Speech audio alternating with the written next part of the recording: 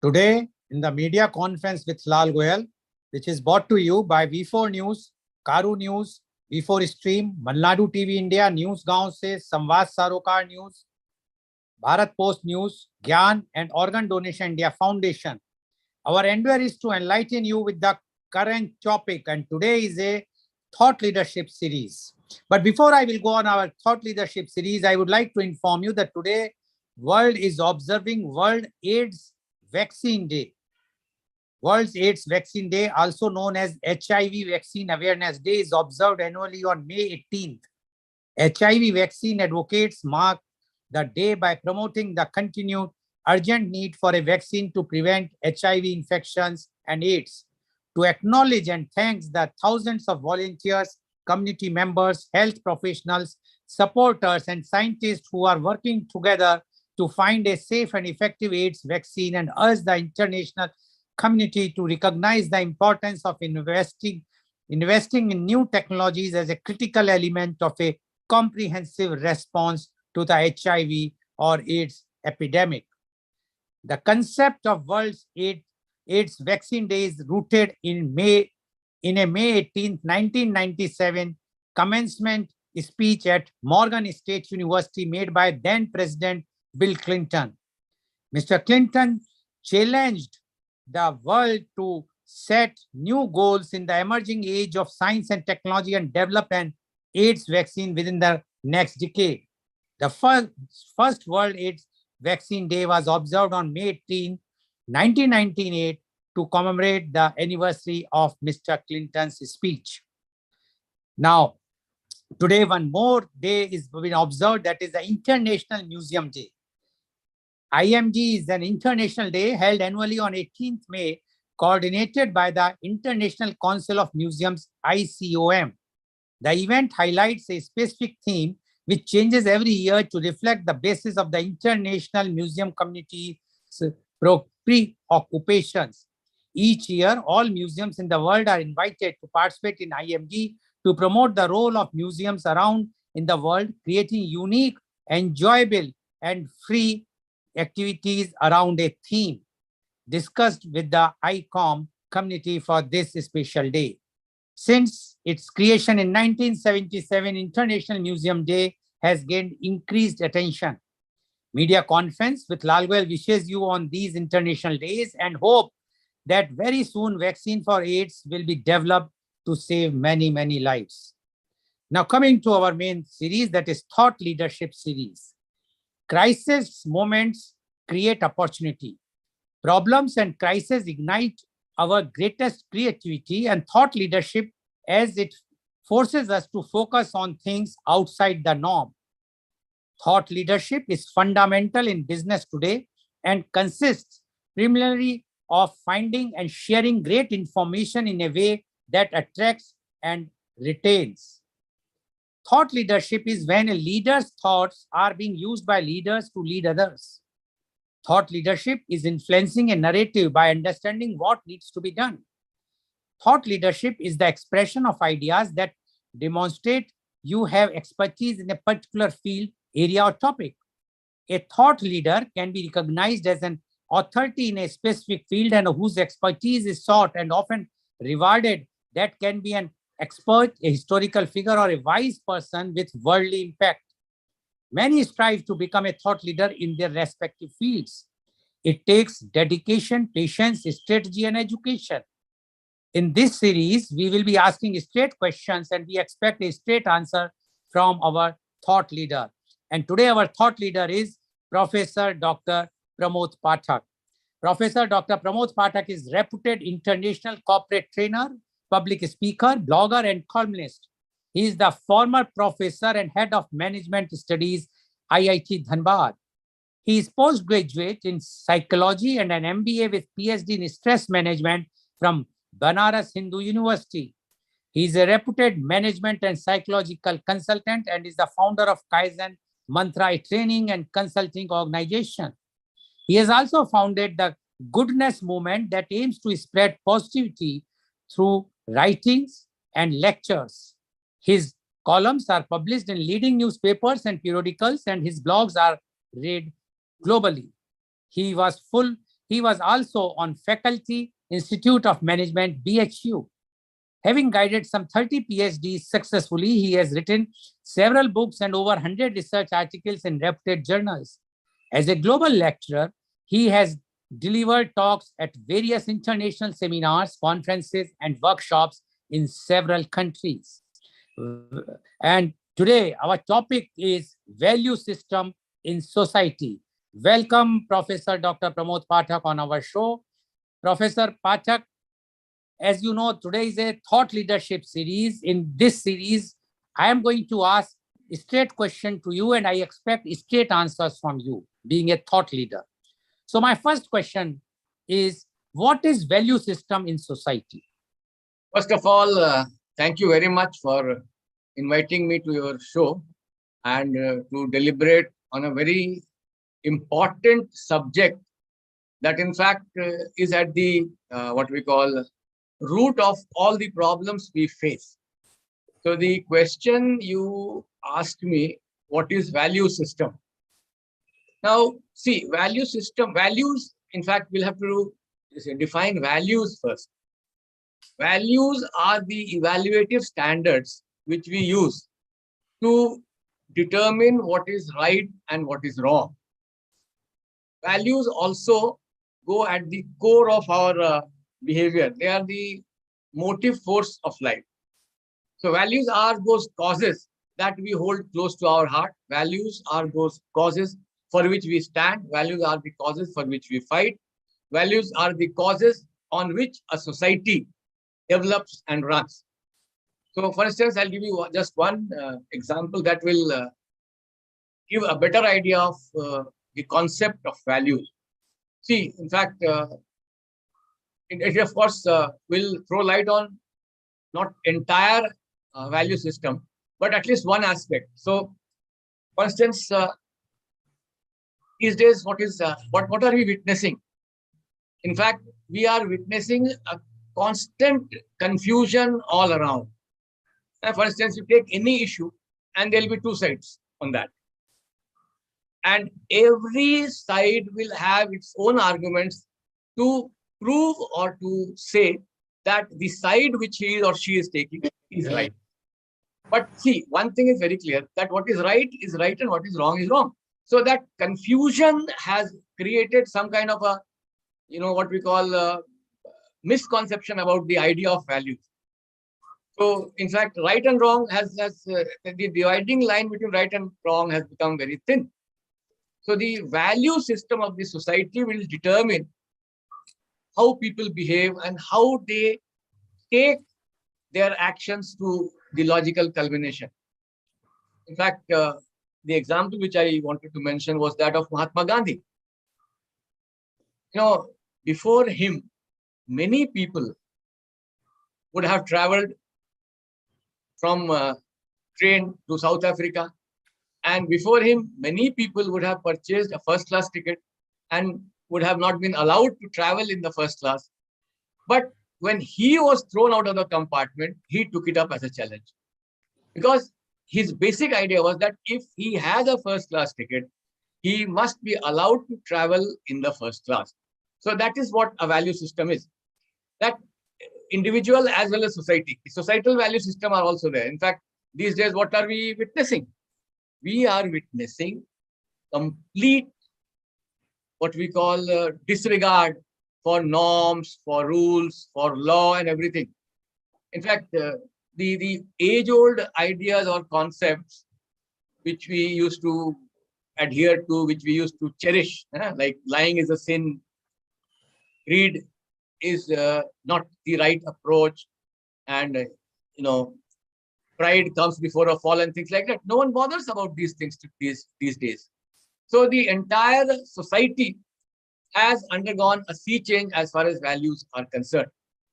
So value system is what we call the determining feature that will make a society approve or disapprove actions of people.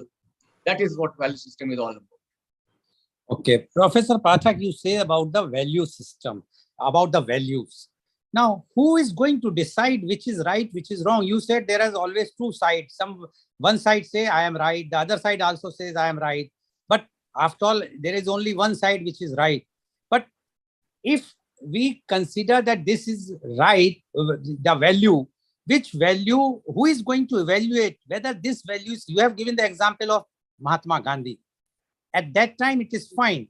But today, you know what is happening. Everyone says that he or she is right. So who is going to decide that which is the right value, which is the value system, which should be the value system in the present society? What do you say about that? Yes, that is a big issue because see, uh, there has been a constant change in our interpretation of what is right and what is wrong. That is the issue. That is the issue. That there has been a constant change. For instance, if we talk about the Indian conception of time, right from Satyug to say Kalyug, the present time. Now look, in the Satyug era, absolute truth was the benchmark. So that means Raja Harishchandra was the model. Either you are right or wrong. No matter how much powerful you are, no matter what position you have, right was right and wrong was wrong. So that was Satyug. But in the in the Treta era, things changed. That was the era of Lord Ram. And then, so from absolute truth, we moved to another level. That was the dharma. So when Lord Ram had to kill Bali, he killed Bali by deceit. And when he was asked, he said that no, to uphold dharma, I had to kill Bali by deceit. So now dharma became the benchmark. So from absolute truth, that means either you are right or wrong. In fact, there was no in between. A little right, a little wrong, a little good, a little bad. No, either you are good or bad. So absolute truth. It was all or none. In Treta, what happened? The concept changed. In Treta, it was so that dharma became the benchmark. So what was the dharma? What was the duty of a person? So dharma became the deciding feature, desideratum. In the Dwapar era, there was a further change in the idea or the concept of value system. So in the Dwapar era, if we say take the example of the Mahabharata war, the courtroom scene when Draupadi is being disrobed, and she prays to everybody, including Bhishma, and they all say that no, we are tied by Hastinapur, so we are tied by the duty of the state. So duty to the state and loyalty to the state became the benchmark. That was the Dwapar era. So there was a consistent change. And then we are in the present era, what we talk about, Kalyug. The benchmarks are difficult to find. We don't know what is the benchmark. But as you said, who will decide? So we have certain institutions.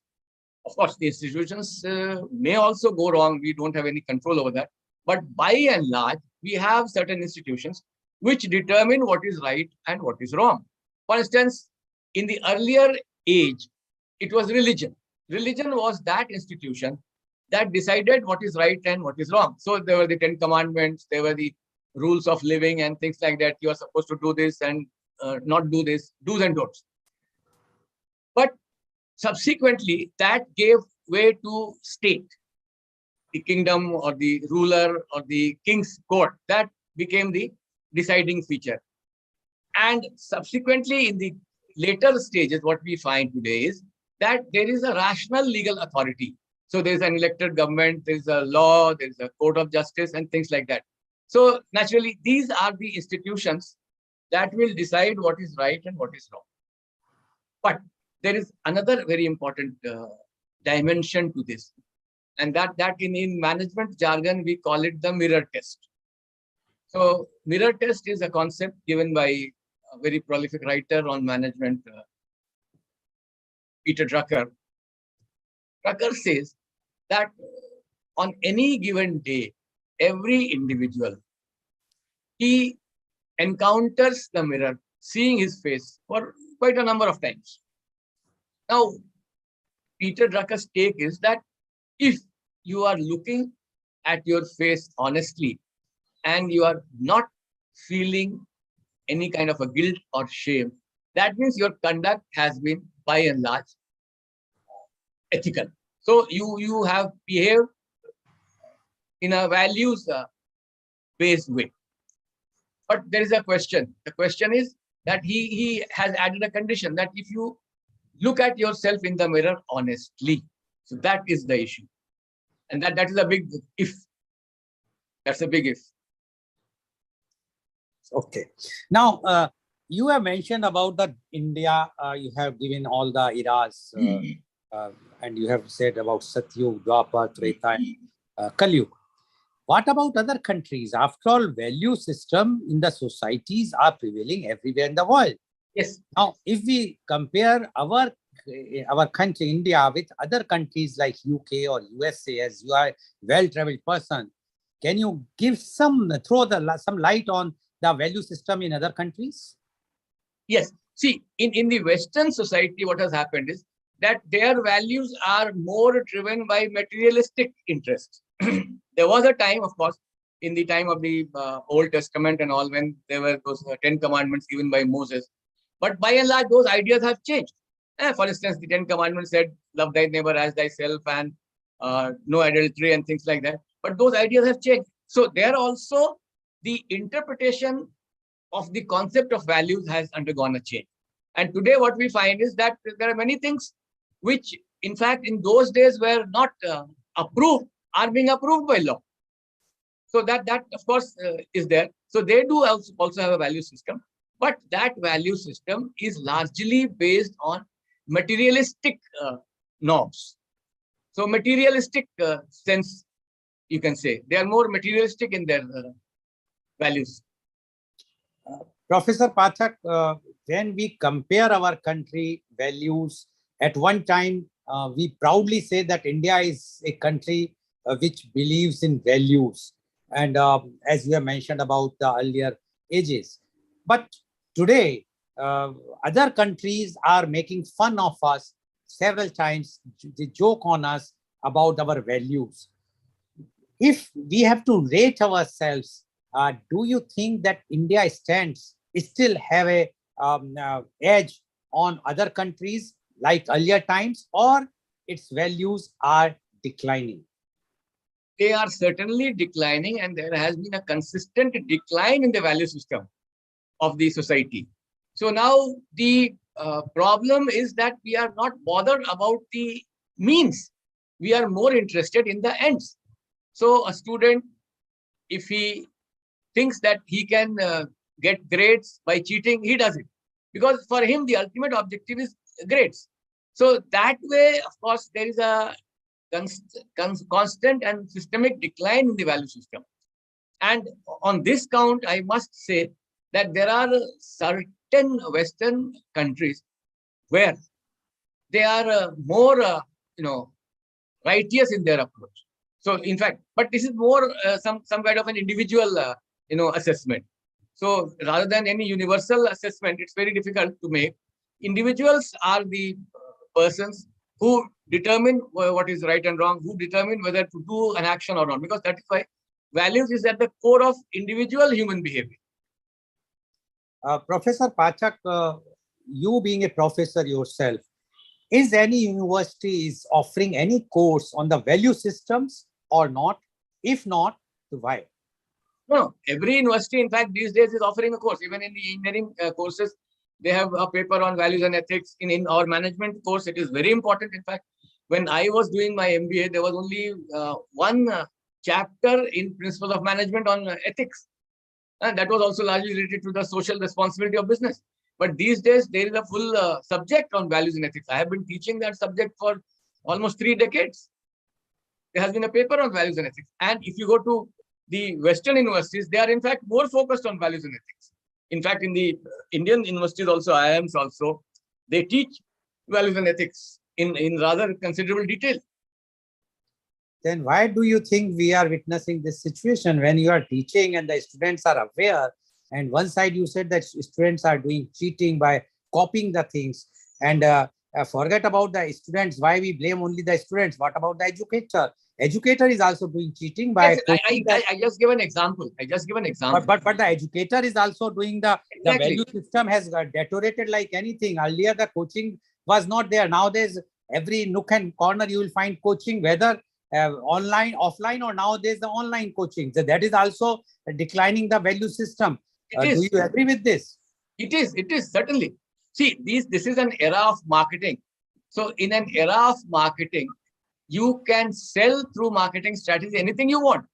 Now, if you remember, I mean, see, it's of course what we call um, the biblical story, but it gives a fair enough insight. When it is said in the Bible history that when Lord created Adam and Eve, He allowed them to venture and enjoy life in the Garden of Eden, but He said that don't eat that fruit.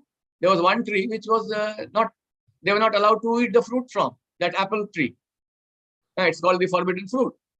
So, but what happened? They were in fact obeying the command of the God, and suddenly devil appears on the scene, and devil convinces them that why don't you eat that fruit? And devil persuaded Eve to force Adam to take that apple and eat. So they marketed something which was not right. So it's all about marketing the right and the wrong. So according to you, Professor Pathak, marketing is the main culprit. If it is so, why your management education, higher education institutions, why we have a marketing subject at all? Why we are doing marketing? If marketing is according to you, the market is one of the main reason for declining our values, then we should stop marketing at all. What you say about that? In fact, these days we are realizing that marketing has to change its track, and there is already, some kind of a debate going on as to how to make marketing more values based, more what we call people centric, and more righteous. And they are in fact working on that. There are many research papers coming on that subject. In fact, I also have written considerably on that subject. That if we believe that if marketing can sell whatever is undesirable, it certainly can play a role in selling the desirable. So they are already working on that. Ethical marketing is in fact one of the recent ideas that has been gaining ground. Professor Pathak, you such a learned person, you know very well the things which are truthful or which are not creating sensation, or which you are not going to create something in marketing, you are not going to be a sellable. Like media, if we take a call, today, if you have some breaking news, sensation news, your TRP will go up. But programs like what we are doing, the TRP will never go up because people are more interested for those things. Even when we are talking of marketing, recently one very multinational FMCG was fined for giving wrong advertisement about a toothpaste, and they were fined, although the fine is minimal for them. But the question is, when all these top companies are using these means of faulty marketing, declining, and which you say it is the reason for the declination of the value system in the country or the society, then what is the check? How those things, by teaching them, yes, you can say hardly 0.few% students may follow when they will be joining the company. But all corporates require profits. They are working for profits, and for that, it is a target-based marketing. When the target-based marketing, why anybody would like to listen to your views or anyone's ethical views at that time when they know that the other competitor will use those other views, the other means, and they will get the business. So what do you say about that? No, actually, the realization is gradually coming up. And in fact, these days we are finding that there are a number of checks and balances. Like, for instance, we have the Advertising Standards Control of India or the Broadcasting Control, something like that, similar things. And they are, in fact, trying to put some check on what we call blatantly marketing the wrong things. So things are changing, and I think it will take time, because see, these changes take a long time. Changing the human nature is not easy. And in fact, the attraction of the undesirable is certainly more than the attraction of the right things. They are dry and drab. So people do get attracted towards the whatever is sensational, whatever is too catchy, whatever draws their attention. So that is certainly there, but we are slowly, very slowly, of course, but we are changing. And still, in fact, these days, in fact, in management, we started with teaching subjects that were largely, measuring your intelligence quotient, developing your intelligence quotient or your mental ability. Then it was thought that no, this is not going to work. So they added emotional side to it. So the focus changed from IQ to EQ, and that also continued for quite some time. Subsequently, now they are focusing on the ethical part. So they are talking about MQ, or the morality quotient, or the spirituality quotient. So they are now emphasizing morality. They say that we need to reset our moral compass, and that is happening. So we cannot say that it's going to be like this. And of course, see, one thing is very clear, that in the long run, it pays to be ethical. That is certain. And that is why, in fact, many, for instance, look in our country also, we have examples of many corporations, but Tatas have a distinct place in that, because they are supposed to be comparatively ethical organization. I don't say that they are 100% ethical or not, because I will not use, I have no authenticity to say that. But yes, they are supposed to be comparatively more ethical. Professor Pathak, you have forced me to say something, although I was not supposed to say, but when we talk about ethics of the big corporates, you have given the name of Tatas. If you recall, there was a first public issue which came when they charged the premium.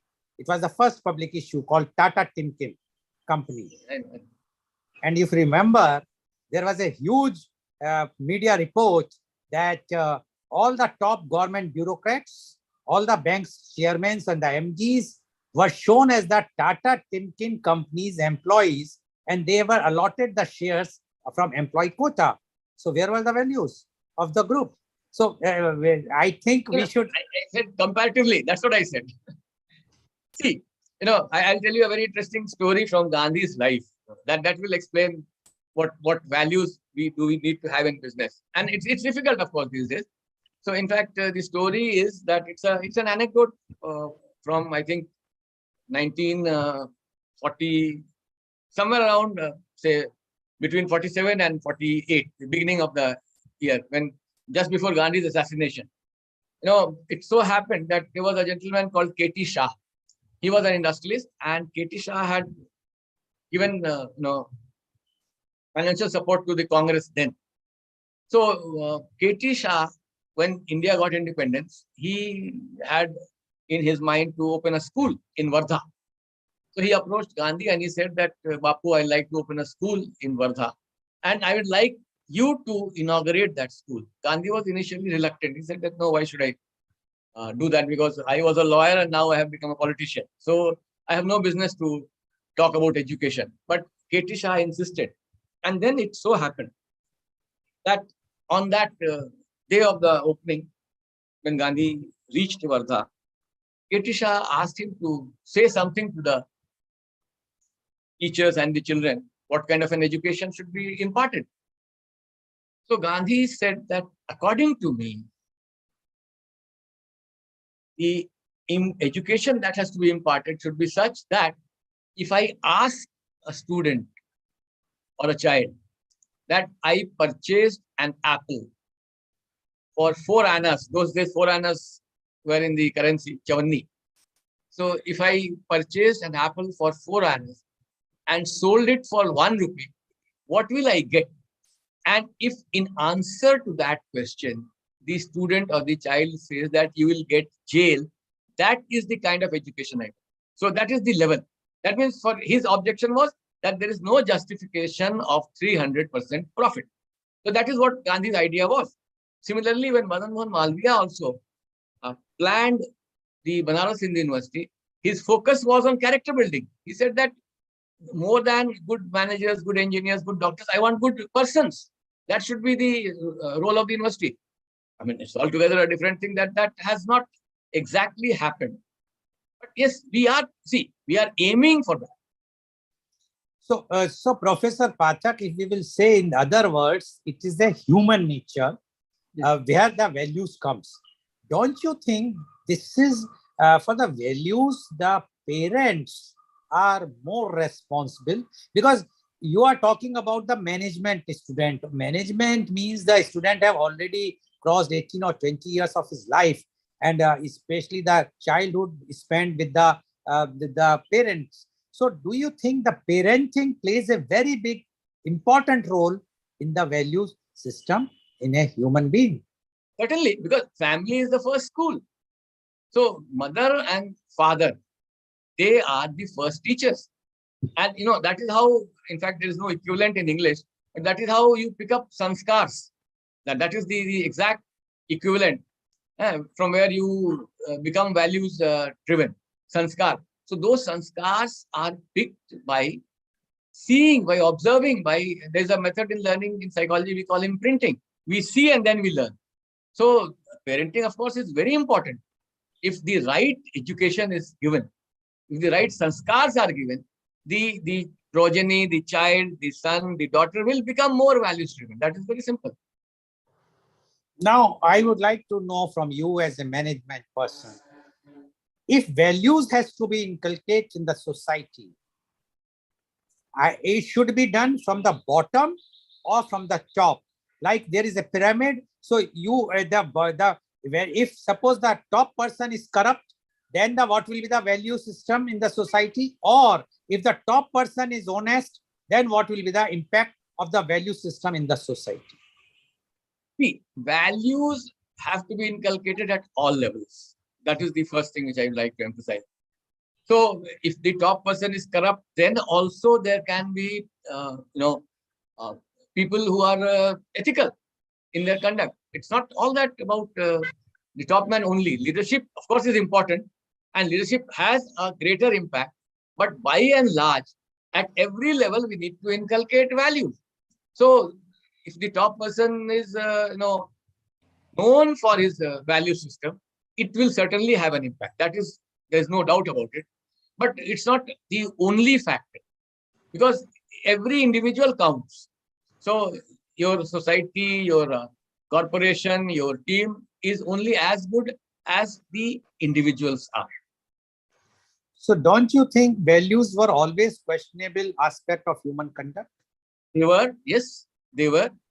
In fact, in Satyug also we had, demons like Hiranyakashipu. They were. So I never said that the society has always been a what we call 100% values driven society. But yes, the point which I want to emphasize is that these days we find that even institutions have become corrupt. So that is dangerous, because they are now more interested in self-interest rather than institutional interest, societal interest, country's interest, national interest. So look at the recent example of that IAS officer, that lady, Pooja Singhal. Now, you tell me one thing, Mr. Goel. These civil servants have all the perquisites. They enjoy life like anything. They are paid the highest salary. And then once you are paid, say, at the highest level, somewhere around 3 lakhs, I think, what is the need for going for more money? I don't understand. There's little logic, except that it is some kind of a lust. It's a lust. Professor Pathak, there was a story very famous. I'm sure you know, and all of viewers might be knowing, but still I would like to repeat it. Once Lord Shiva and Parvati were moving, and one person was sleeping very carefully outside on the road, and Parvati ji said, why he's sleeping like this without any room and everything? Please give him, he's hungry. So she says, let him enjoy his food. No. Please give something. And he has put some 99 rupees or something whatsoever coins. And you know what has happened. So money is not that if she's... Now, if you talk about a particular IAS officer, then what about the leaders? What about the political leaders? After all, everyone, tell me one thing, when we are living in a system where every check and balance is there, if anyone is corrupt at any level, how it is possible that others either below that person or above are not aware about it? If they are not aware about it, it clearly shows that it's a failure of management. If you are not aware what your subordinate is doing, or if the subordinate is not knowing that what his or her boss is doing. So a question is, it is not that people were not aware, but because of the declining values, I must say, in the society, they do not want to disturb others. They feel that if that concerned officer is taking bribe, why not I also take the advantage? So don't you think it's a chain reaction? That's why I asked you very pertinent question earlier, that if the top leadership is honest, then the chain reaction will come till the last. But if the top leadership is, I'm not saying in India, I'm saying anywhere in the world, if the top leadership is not that honest, then it will not be, it will impact even the below persons. What you say about it? Keeping the, now we have mentioned about one IAS officer, that's why I have raised it again. No, that I mentioned about that IAS officer because that is in the news recently. There have been many such cases. There have been cases in the railways also, when one electrical engineer and in the entire family was perished. But Professor Pathak, you say today, but tomorrow the court will say no, and they will.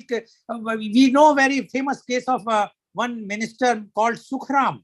Yes, he was caught with few crores of rupees on his bed, and it was a hue and cry by the then opposition party that most corrupt part about the allegation on the ruling party, that Congress was the ruling party, BJP was opposition party. And what happened afterwards? The same minister joined BJP, so he became honest. So value system also changes. Who is going to decide which is? That's what again I am asking the same question. Who is going to decide? Individual. You cannot decide. Individual. Every individual has to decide. My point is that. But who individual? Mr. Sukhram, when he was in Congress. What is happening is that it's not that every individual is corrupt these days. I don't agree to that. There are some people who are still honest, and quite a few of them. So, in fact, the assumption that everyone is corrupt is wrong. Number one. Number two, it's the individual. So now, even in an organization, a person knows that X, Y, or Z is not having right conduct. Yet he thinks that let him do it. I will not do it. So that individual and his conscience, that is very important. Do you think that person will be able to survive in that chain, in the system? If suppose somebody the above wants to take money and ask him to collect the money. You take the example of police department. What is happening? Everybody knows that the money is going from top to bottom to top. And they clearly say, if the constable always say, if they catch hold of you and if they take the bribe and you say, why you are taking bribe, give me the receipt, well, no, we have a target. And either you take a receipt of this much, you pay this much amount. And if you say, no, take less, well, no, I have to pay to the top. So when there is an open system like this, either we should adopt this current latest system as a system which we have to live.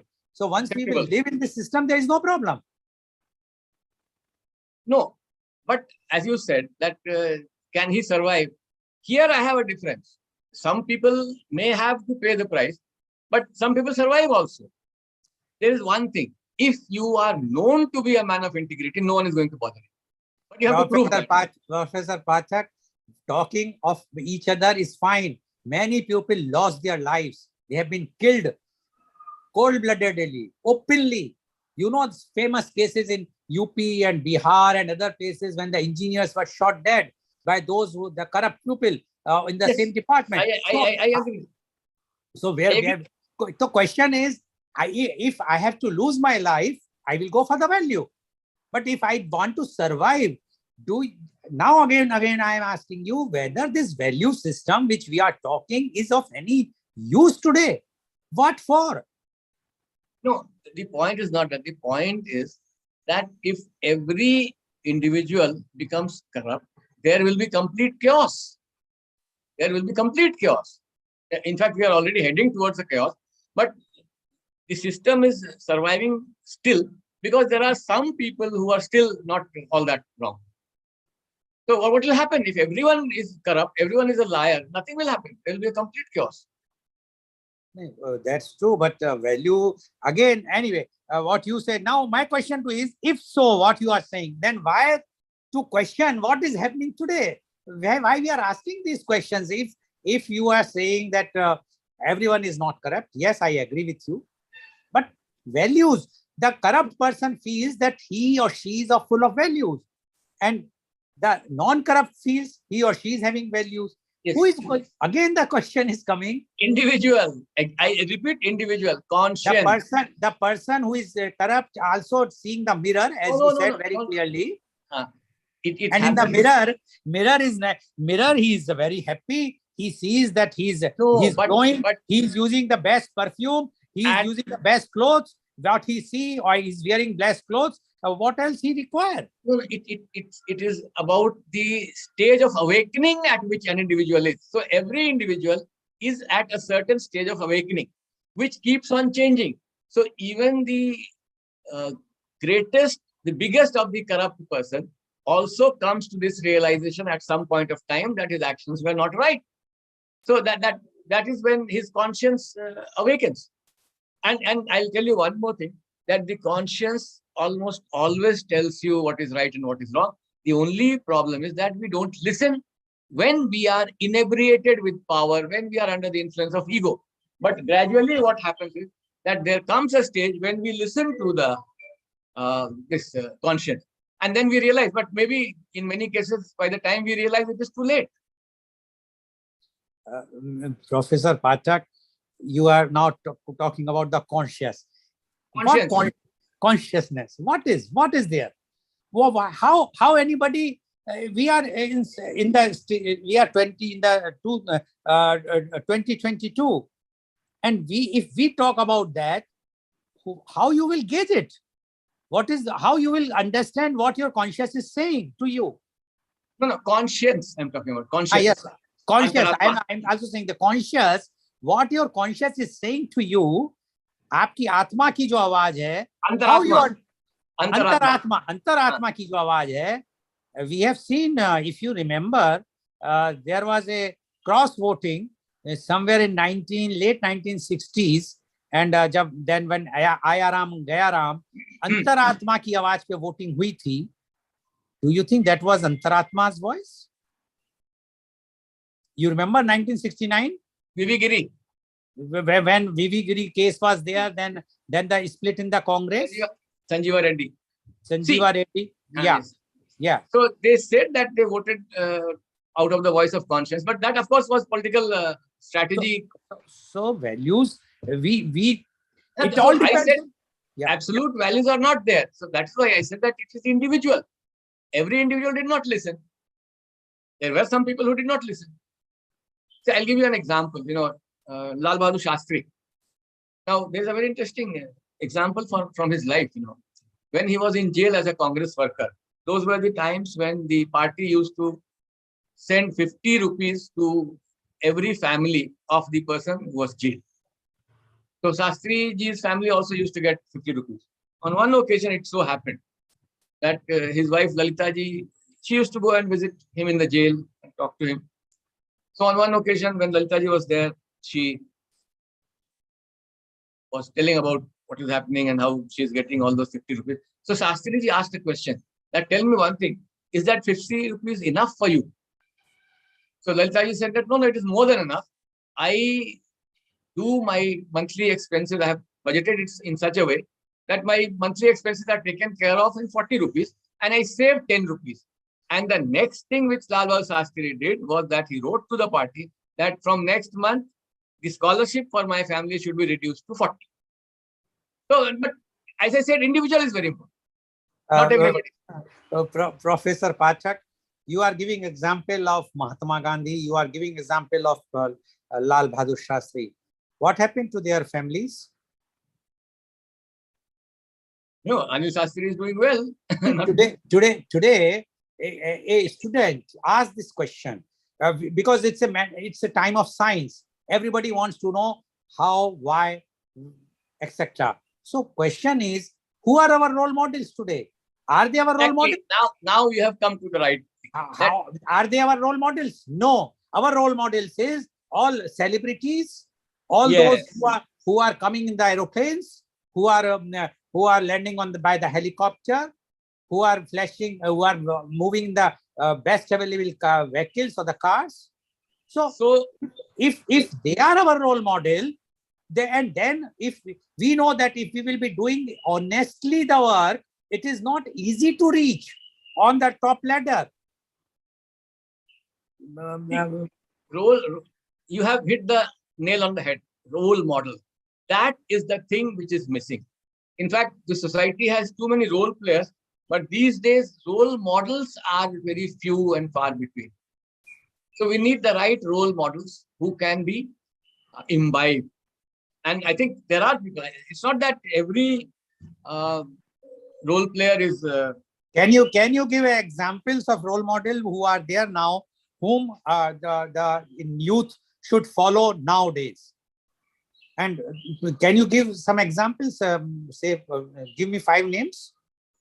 5 names. In fact, this is what I do in my training programs. I do a lot of leadership training programs. So I ask my participants that you name 10 people before independence and 10 people after independence. So there's no, I think, point in saying that they are very easily writing 10 names before independence. But when it comes to after independence, they have to struggle a lot. And maybe they don't succeed in giving 10 names. So that, of course, is a difficult question. But yes, there are some very ordinary people. In fact, see, one thing I'll tell you, that Arvind Kejriwal succeeded because, I'm not saying anything about Arvind Kejriwal, but Anna Hazare certainly became the role model. And Arvind Kejriwal succeeded.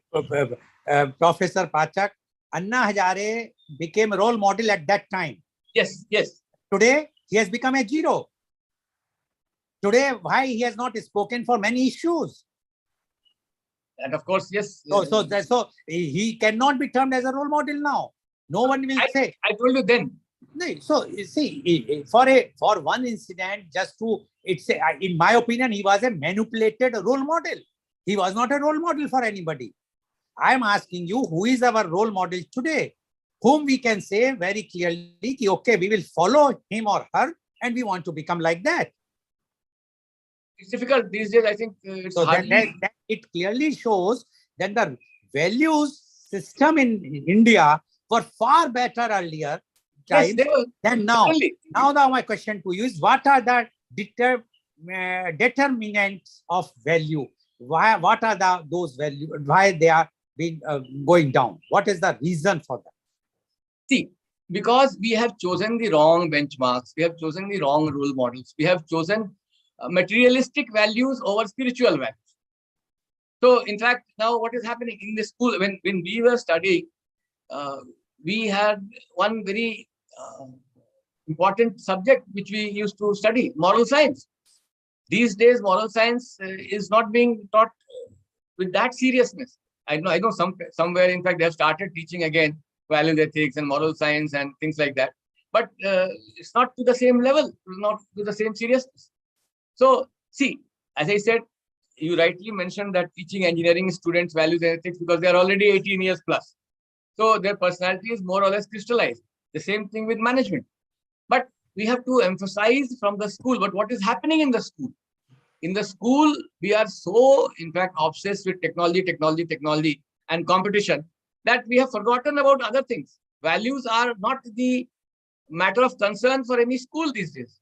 So, Professor Pachak, the technology is the main culprit.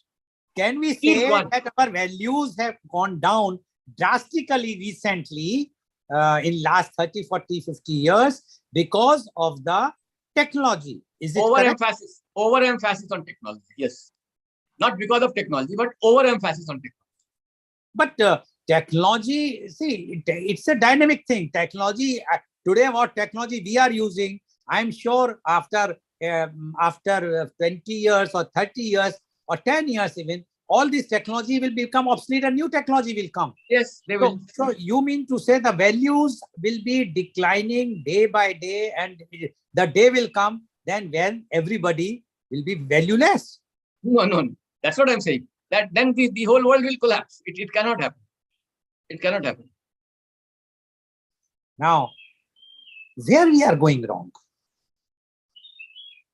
See, one important determinant of inculcating values has been the sanskars, which we give to our young young children, our next generation. But when we give wrong sanskars, then the society, in fact, goes astray.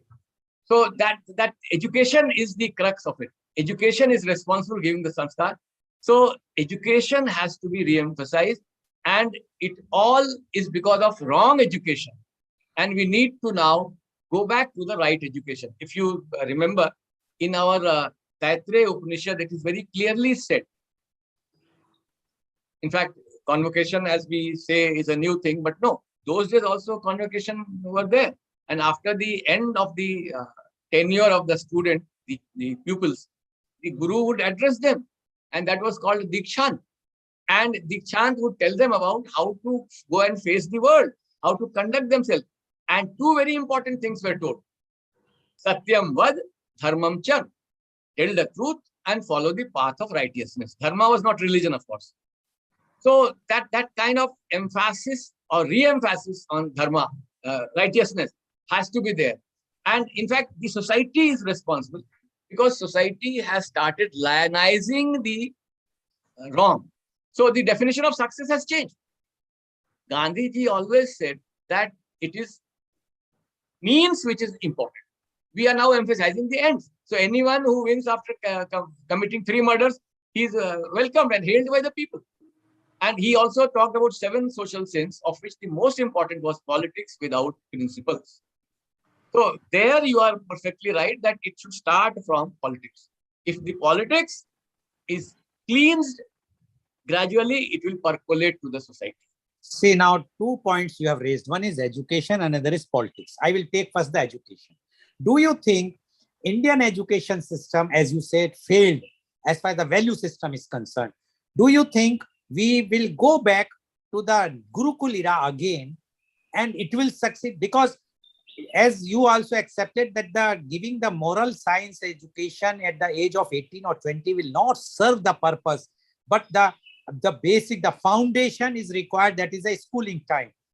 And schooling, nobody talks today. They all talk about the higher education, or every program, everyone talk about the higher education. Condition of schools are very pathetic in India, as you know very well.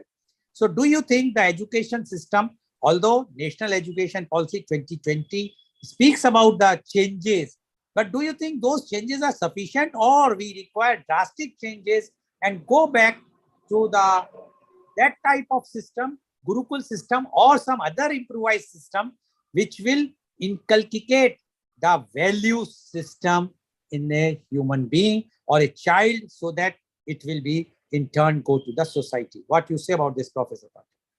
See, going back to the Gurukul era is not possible because those were different times. But the content, the curriculum, the delivery, those things can still be used. So the objective has to be very clear. What do we want to achieve? What do we want our pupils to become? Now, what is happening is that even the tweak, the changes in the education policy, they are also for winning elections. That is the trouble. That is the tragedy. If education is for transformation of the people, betterment of the society, it will certainly work. But our objective has changed. So, in fact, the objective has to be very clear. What do we want to achieve from school education and college education? So that has to be focused, that we want to create a better society. Professor Pathak, nowadays, one section of society say, what is the use of education? And I'm going to do a program on this skills training versus higher education. That is for higher education. But still, many says, why? What is the use of education? If we will train the child among ourselves and let him work wherever or her work anywhere, why we require education? And when you are saying that Gurukul system is not correct, then which system you suggest? I would say not correct. It's not possible now. Not possible. Then what is possible today to inculcate the value system? Revamp the schools, revamp the colleges. What? By making a fancy building? No. Then? By changing the curriculum, by changing the delivery system. Hitherto, we have been focusing on teaching. We now have to switch over to learner-centric models. See, the impact of the teaching should be there. No? the people should learn. So he should realize, education should make him realize that is not happening. So it means the educator should have values. Then Exactly. only they can impart the values. Exactly. I give you a very interesting anecdote on that. Because the educator is not having an impact. And this is not a generalization. There are educators who are having impact. It's not that. There are educators who are having impact. It's not that every educator. We know, yes, that's true. So when we are discussing, we are talking in a majority of them. We are talking majority. There are exceptions, yes. But although exceptional, you cannot name one person who is a role model out of 140 crore people. We are also searching. Role model cannot be for the entire population. It has to be for segments. For different segments. For students, for professionals, for laborers. For a student, who is the role model? See, I don't think that I have taught many students, but as far as I am concerned, I am a role model for my students. At that time, we are not talking that time. We are talking at present time. Why the students and you think yourself a role model, but backside of you, what they are talking. No, I know. No, I know because okay. I keep on. So we will come back to the education system again. That according to you, the educators are educators are not with values. Exceptions are there. How we will inculcate the values in education? See, there I think I need to narrate an anecdote from the life of Ramakrishna Paramahansa. See, which education works? There's a very interesting story from the life of Swami Ramakrishna Paramahansa. He was, used to go to villages and give discourses. And maybe on many occasions, he'll stay overnight in that village and maybe continue with his discourse for another day or 2 or 3. So on one such occasion, he came to a village and he gave his discourse. And then he was going to stay there. An old lady with her 12, 13-year-old son, she came to him and said that, Swamiji, he is my son. And he is very fond of eating sweets. So you please tell him not to eat sweets. So Swamiji said, but why should I tell him and why will he listen to me? So the lady said that, no, he respects you a lot. He worships you. And if you tell him not to eat sweets, he'll leave sweets. Swamiji said, look here, I'm staying here for another couple of days. You bring him tomorrow, I'll tell him. So the lady went back. Next day, again after the discourse, she comes and tells Swamiji, now you tell him. Swamiji says, you do one thing, you bring him day after tomorrow. I am here till day after tomorrow. So I'll tell him on that. So she, of course, not very happy, but she went back. And then on the 4th day, she comes back. After the discourse, she again asked the Swamiji to tell that boy to stop eating sweets. So Swamiji calls that boy and asks his name. What's your name, son? He tells his name. He said, look here, you should not eat so much of sweets. They are harmful to health. I also don't eat sweets. So the boy said, okay, from tomorrow, I'm not going to eat sweets. Now the lady was furious. She said that, why, what is this? You could have told this on the very first day. You made him eat sweets for another 3 days. What was the logic? He said, no, there is a very important logic in this. In fact, I also was very fond of sweets. And it took me 3 days to leave eating sweets. And then only I can tell him that you don't eat sweets because I also don't eat sweets. So it is walking the talk. Your impact will only be there if you practice what you preach. So Professor Pathak, now my question is, who is walking the talk today?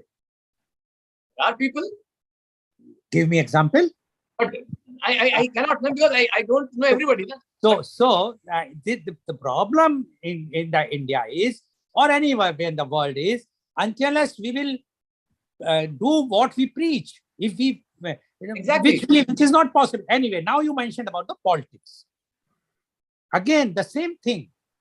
When our political system is such, and that's why many people say about the democracy, whether the democracy is fit or not, whether we should have monarchy in the country or whether we should have aristocracy in the country, whether the democracy is suitable and or is one of the reason for the declination of the value system. What do you say about this? No.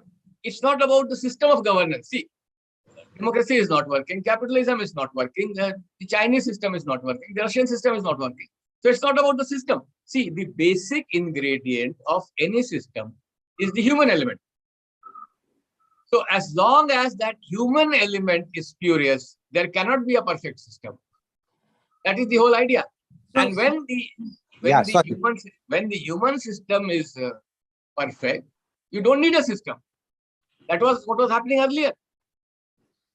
But when human system has come in a particular way where they are comfortable with less values, I will not say zero values, less values, they are happy. Why you are emphasizing about this value system in India? Why you are emphasizing the need for the promotion of values when somebody has adopted his life or her life in a less value? I'm not saying zero value, less value. Fine.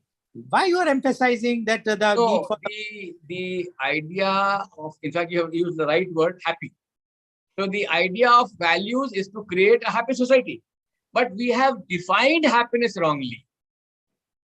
So the kind of fulfillment, the kind of contentment that you get by being honest, by being following good conduct, that is different. And that is why, now I think people like Pooja Singhal and all will be realizing that what mistake they have made.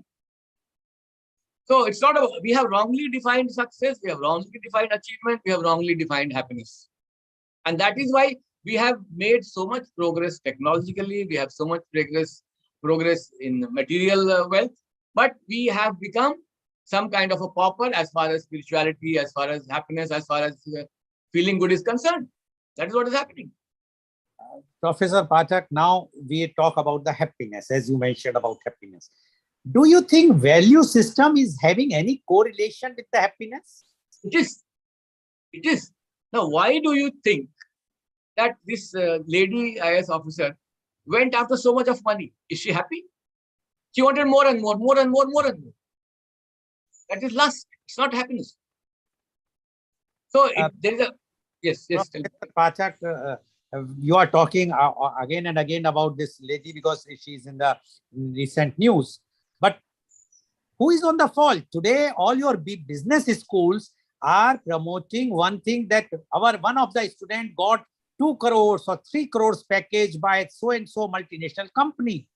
What values you are giving to the students who are going to become the engineer or the managers?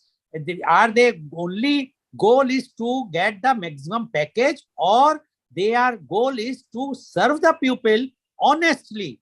Yes, that is the answer. You have answered the question now. That is what we need to do. You said how to change education. The value system in education, the definition of achievement, the definition of success has to change. And that who will do? We will do. We'll have to do it. Sooner or later, we'll realize that it has to happen. Can you give a roadmap how we can change the declining value system? We can stop them, and we will see that the value system values will go up in a human being. See, it all has to start with the individual. That is why, Gandhiji said that be the change you want to see the world. We'll all have to start from ourselves.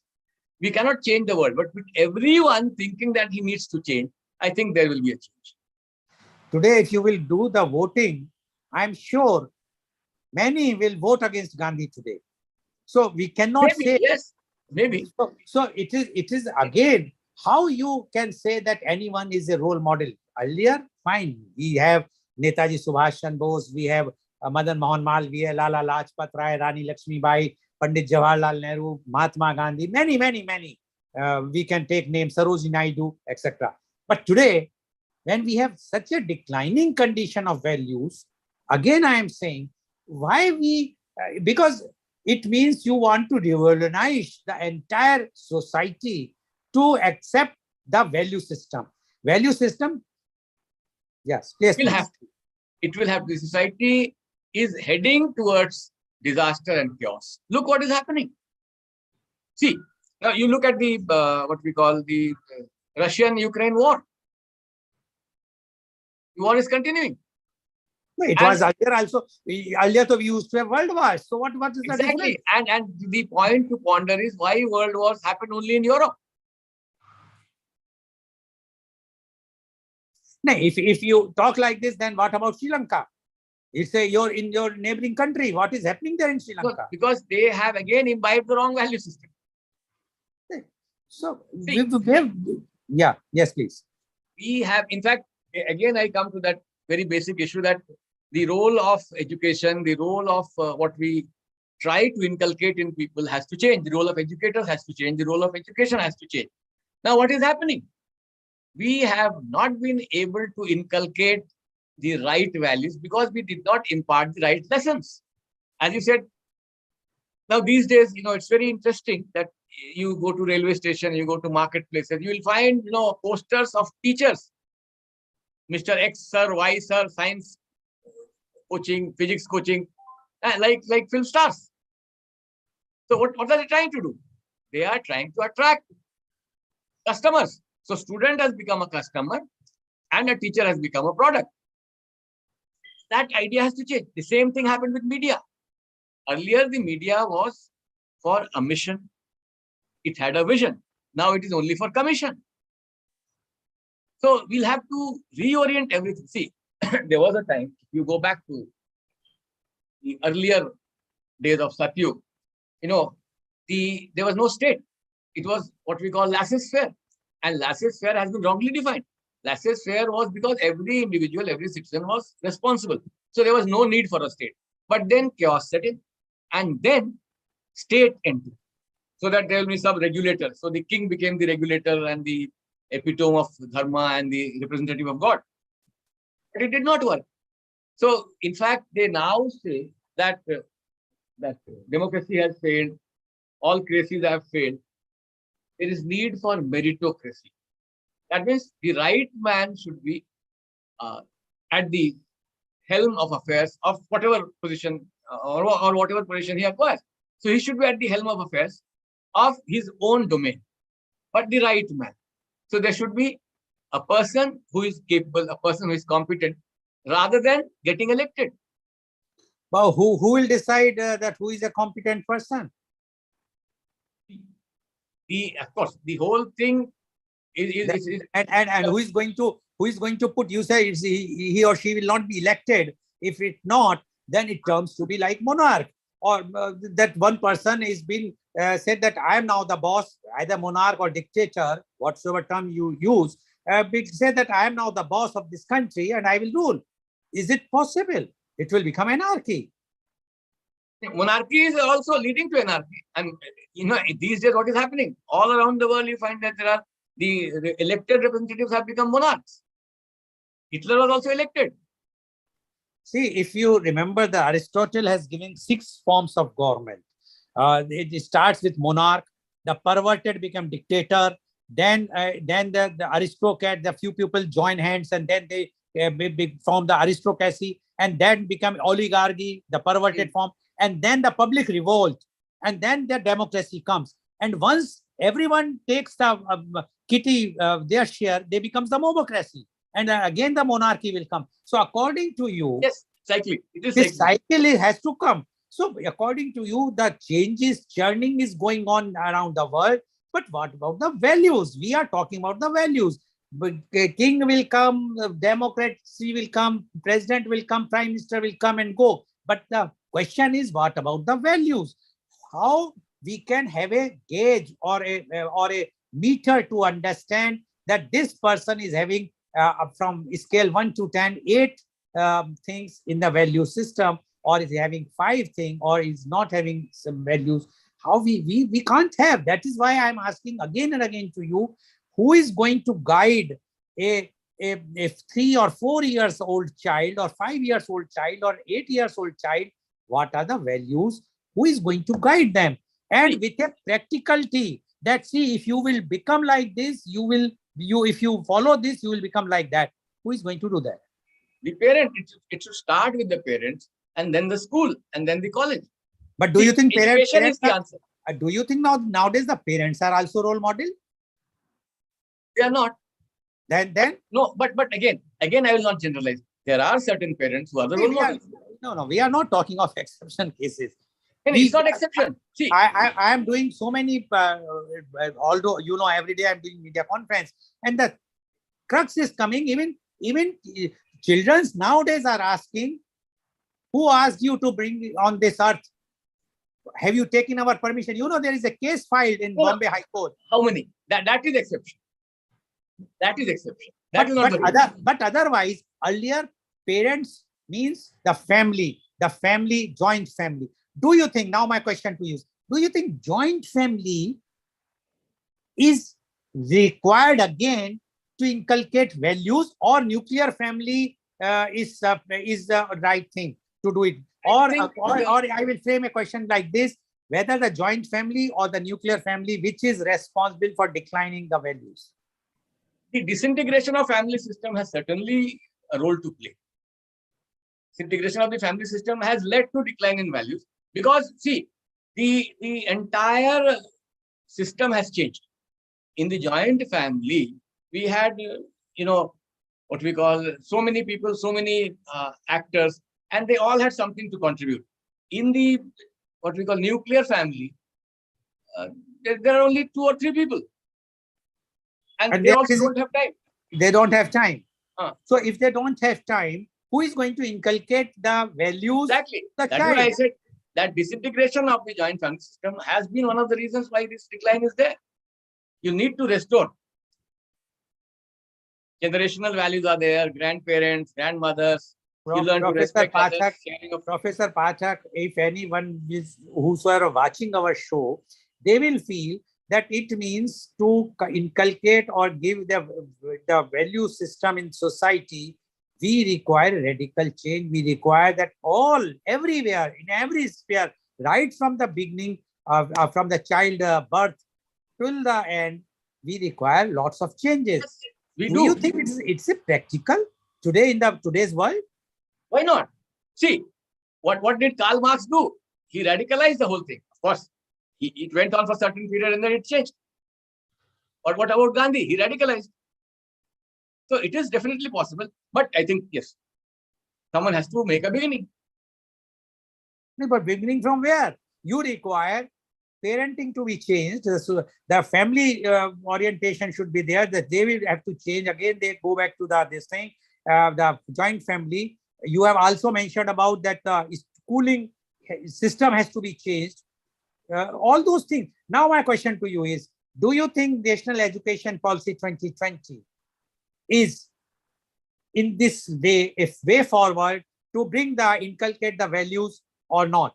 They do talk of values, they do talk of values education, they do talk of so many things. But the point is that, what about the delivery system? Because the delivery system is the same. So you have intentions are not enough. Intentions have to be translated in results. So there, I think that gap is to be what we call filled up. Do you think that, as you mentioned about intentions, everyone, now I am saying in another way, everyone means generally the majority, everyone wants that their child should be a good person with full values. I think you agree with me. Okay. But end result is totally different. Why? Again, because you want something, but you are not doing what you should do to get that you want. Do you think the expectations from the child by the parents are so much today that the child is bound to do something which is not ethical? See, that is one part of the story, that expectation from the child is more. But more than that, what is happening is that the society itself has raised aspiration level due to the information revolution. So even if the parent don't expect, the child himself has a lot of aspirations. But he is not understanding that for achieving those aspirations, he needs some ability also to develop them. So that ability aspiration gap is also a reason. It's a huge gap. but the information technology or whatsoever you say, the media, what they are projecting, they are also showing good things also. Earlier, it was not easy to know many things which we are getting today to know. Earlier, only the grandparents used to tell the stories of Ramayana and Mahabharata and all other our religious books of a different religion. But today that sign has changed. Everyone can check in on the mobile phone, and the students or the child from the age of 3 or 4 or 5 are using mobile phones. So don't you think that instead of grandparents telling few things, the student is getting that information also? So See, there is one difference. Of course, the mobile has a lot of information, but information is neutral. So it depends on the child what information he wishes to take. But in the case of grandparents, they would seldom give the wrong information. So that one basic difference is there. So what is happening is that a child has access to all kinds of information. And again, the undesirable is more attractive. So that is one major issue. So this information is neutral. How you use it and what information you choose to pick up, that depends on his free will. But in the case of grandparents, they would invariably, and then except, of course, a few exceptions would have been there, but they would invariably give the right information. So you mean to say that excess of the informations which are coming are harmful? That it means the child up to a certain age should deny the access to that technology and should inculcate the moral values from the very No, beginning. there should be some regulation on the content. How you have to do it, that is, I think, again, a question to be decided. But there has to be some regulation on the content. Because actually, these days, what is happening is that even a child with his mobile phone, there's no regulation on his content because the parents also are busy with the same thing. They are also busy with their own mobiles. No, so question again, Professor Pathak, because we are analyzing how the values, when we are talking about the value system in society, we have to understand one thing, that society is nothing but it's a consists of the human beings, the individuals. But individuals, after all, if we will not get that values from the childhood, it's not difficult. If the child has seen so much undesirable information at that time in his or her childhood, definitely it will be subconscious always, and that will the value system. So it is impressionable. Yes. So question is, so you mean to say that those Western countries where so much information, far more information is there with a child, is having no values than our country? See, as far as values are concerned, if we are bad, they are worse. That is certain. We are bad, they are worse. Because I'll give you one very interesting anecdote. You know, a friend of mine, some 10, 20 years back, he was on a visit, a professor in petroleum. He was on a visit to US. So in the course of his, because he was staying with somebody, so he used to go for a morning walk. So in the course of his walk, he found an old lady struggling with replacing her tire. He was a very, hefty, sturdy fellow. And that old lady, in fact, he pitied her. So he went to her and asked her that, Madam, if you want, I can help you. So the lady was very willing. She said, yes, that will be good on your part. So then he helped her replace the tire. Now the lady asks, how much should I pay you? And this man is stunned. He has no clue. He says, why should you pay me? The lady said, then why did you help me? So that is the kind of sanskar, that is the kind of value system that is there. But Professor Pathak, although I should not, because we are talking on but you might have seen the way, if you go to any mall anywhere in the world or any hospital in the world, first thing anyone will have, may I help you? The customer relationship things so which that they is have, something else. yeah, they have the marketing. values.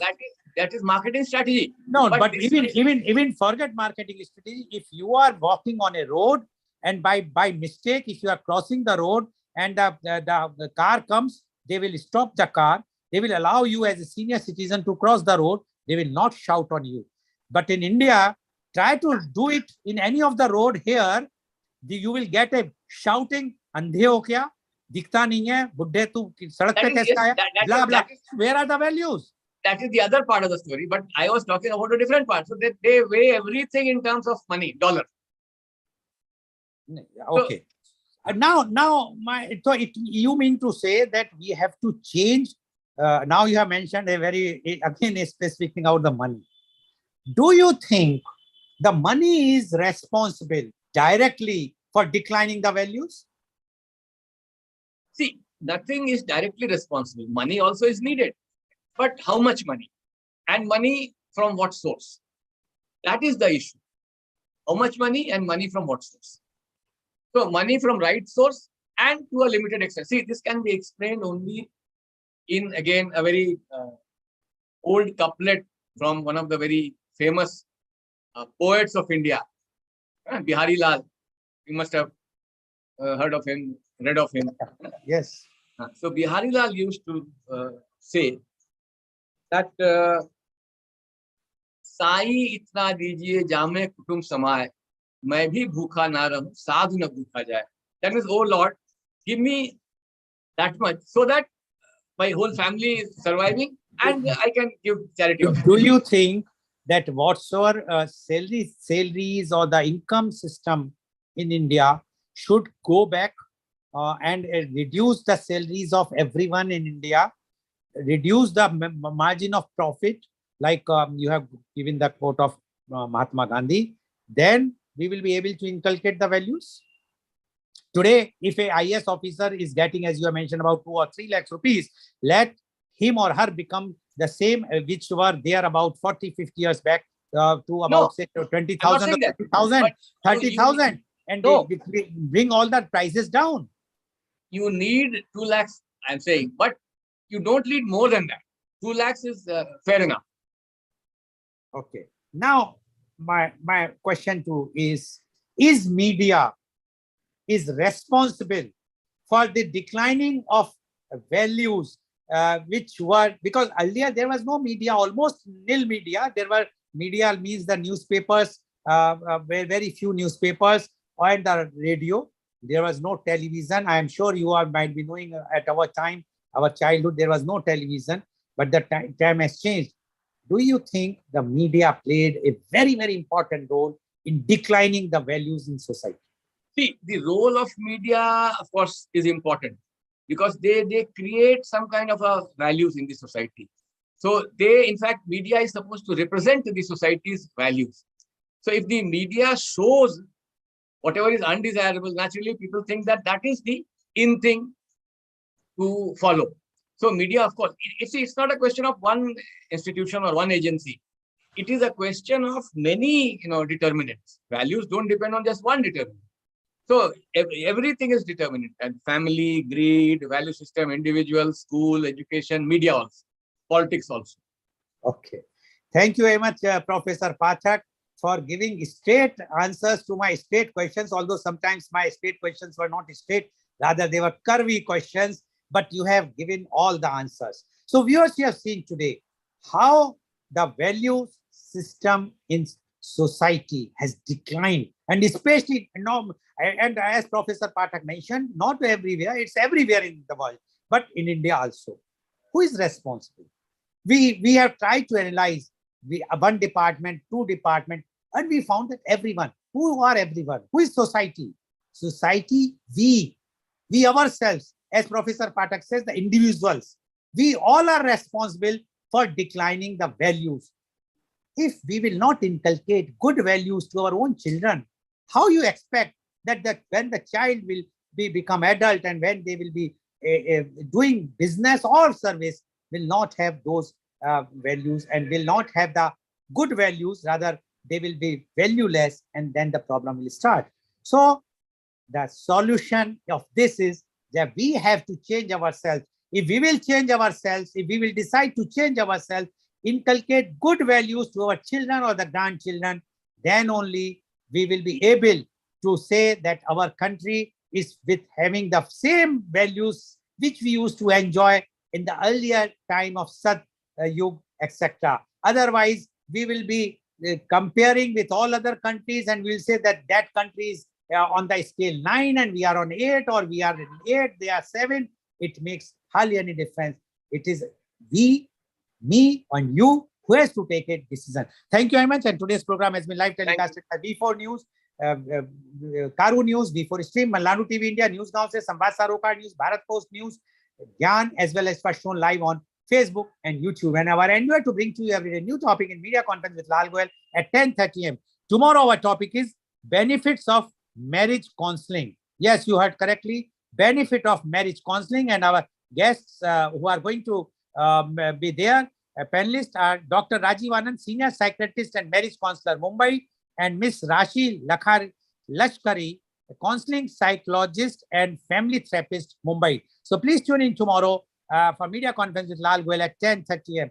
Thank you very much, Professor Pathak, for giving so much information today. And I am sure that today's program is so enlightened that if our viewers will adopt few of the things which Professor Pathak has said, the values will definitely enhance, good values will enhance, and instead of blaming the society, we must change the society. And this is only possible if we will